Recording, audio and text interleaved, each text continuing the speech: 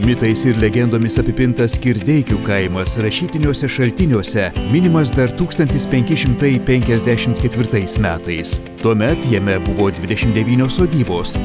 Žmonės gyveno įdomiai, kultūrinis gyvenimas čia tiesiog virė. Brangius vaikystės prisiminimus saugo ir Kirdeikiuose užaugusi, šiandien gimtajame krašte gyvenanti ir dirbanti Loreta Cigelskienė. Čia yra kaimas mano pradžių pradžia. Čia aš užaugau. Čia prabėgo mano vaikystė, čia lankiau vidurinį mokyklų, su draugais bėgiojau po kiemus, žaidžiau. Čia pirmų kartų nukritau nuo dviračio, susimušiau kojų, bet žinoma neskaudėjo. Nes, kaip sako, savas kraštas gydo ir visas žaizdas. Čia gyvenimas virė, kadangi buvo daug sodybų, gyvena daug žmonių, buvo kaimynai draugiški, visi pas vieni pas kitus vaikščioja, bėdoja savo bėdas, džiaugiasi savo džiaugsmais, pasakoja savo istorijas, močiutės sekmadienio vakarais eidavo bažnyčią šventose mišiose, po jų sueidavo pabendraut, pakalbėt, pasbėdavot, o mums vaikams tai buvo labai įdomu. Vaizdingą į Aukštaitijos regioną nuo seno garsino vietos šviesuolis, poetas kunigas Silvestras Gimžauskas, kurį pažinojo ne tik vietos gyventojai. Aš dar atsimenu tų trobų stovėjusių čia, nes kiekvienų rytų eidama į mokyklą ir grįždama iš jos, aš jų matydavau ir aš jų praeidavau. Man šitas namas slėpė labai didelį paslaptį ir galvodavau, kas čia gyvena, vaikui buvo labai įdomu. Kadangi buvau prisiskaičius pasakų, tai įsivaizdavau, kad čia gyvenus princesė, kažkas tai čia vyki, kažkas tai būvi. Tačiau iš tėvų sužinojau, kad čia gyvena būtent Silvestras Gimžauskas. Šiandien Kirdeikių žymybės pirkia džiugina Rumšiškių etnografinio muziejaus lankytojų akis, o vietos gyventojai neužmiršta šviesuolio ir istoriją apie jį pasakoja jaunesnėms kartoms.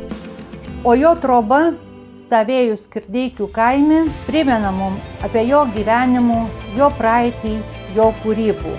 Mes, vietiniai, čia gyvenantys žmonės, prisimenam tų trobų, prisimenam Silvestrą Gimžauską šeimų, tai buvo šviesuolis, kuris kūrė eiles apie savo kaimų, savo gamtų. Turbūt jį ir įkvėpė ta gamta kurti tokius aukštaitiškus eilėraščius.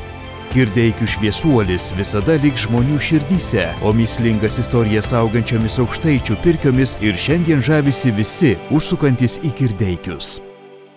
Čia pasitikrinimui matosi, kad yra 5 mazgeliai. Regiono žmonės tebesaugo kultūrinį paveldą, puoselėja kūrybiškumą ir toliau tęsia gražias Kirdeikių tradicijas, savais talentais ir žiniomis dalinasi vesdami edukacijas.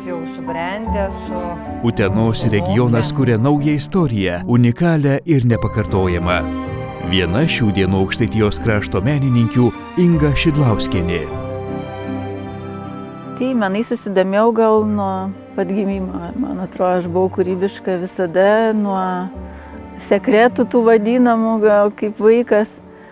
Tai visada tie menai mane lydėjo, o taip jau labiau, tai gal kaip savarankišką tą tokį gyvenimą. Pradėjau, reikėjo kurtis buitį, namus, tai tiesiog iš noro pasipuošti aplinką ir pradėjau kurti kažkokius dalykus, kurie ir lydi mane iki šiol. Tai vat tie menai gal ir susijęs su tuo visuma, kurią aš kuriu, tai jeigu namie interjerą kuriu, tai rūpi ir užuolaidos, ir staltiesės, ir paveikslą nusipiešti, ir keramiką pasidaryti. Jeigu lauke kažką darau, tai ir augalai, ir mažoji architektūra.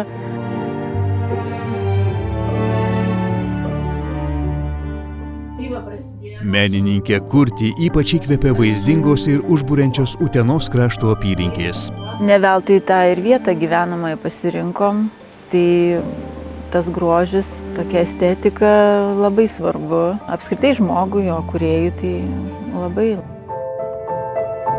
Apylinkės tose, kur gyvenu, kur žaugau, kur lankausi, tame tarpe ir Kirdeikiai, tai pirmiausia žavi savo gamta, tuo kalvotumu, ežerai, praktiškai, kur be mes žvilgsnį, vis kitoks peizažas, tobulai sukurtas gamtos, nei pridėsi, nei atimsi. Ir man atrodo, žmonės visai darniai prisiderina prie tos aplinkos.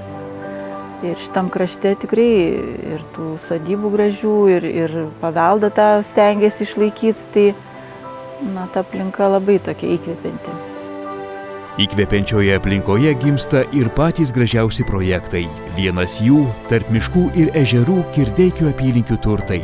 Utenos regione gyvenančių menininkų ir darnios bendruomenės dėka pasakos 12 brolių juodvarniais lakstančių motyvais kuriamas unikalus pažintinis takas. Buvau pakviesta prisijungti prie projekto ir kadangi tema 12 brolių juodvarniais lakstančių, tai iškart man kažkaip asocijavosi būtent su tais juodvarniais. Ir kai pamačiau tą lokaciją, kur bus jie išeksponuoti, tai natūraliai kažkaip dėliojasi nemaži objektai, jie besiplaikstantis vėjyje. Manau, kad geri, gražūs dalykai nebūtinai gimsta vieno žmogaus rankose, o tas bendrystė pridėtinę vertę labai viskam duoda, ne tik tai pačiai kūrybai, bet ir tam socialiniam gyvenimui, kas tikrai labai svarbu. Tas kūrybinis procesas greičiausiai visada yra meditacija, ypač jeigu skiri tam laiko ir turi visas reikiamas priemonės. Tai kiekvieną kūrybinę užduotį galima paversti dideliu malonumu.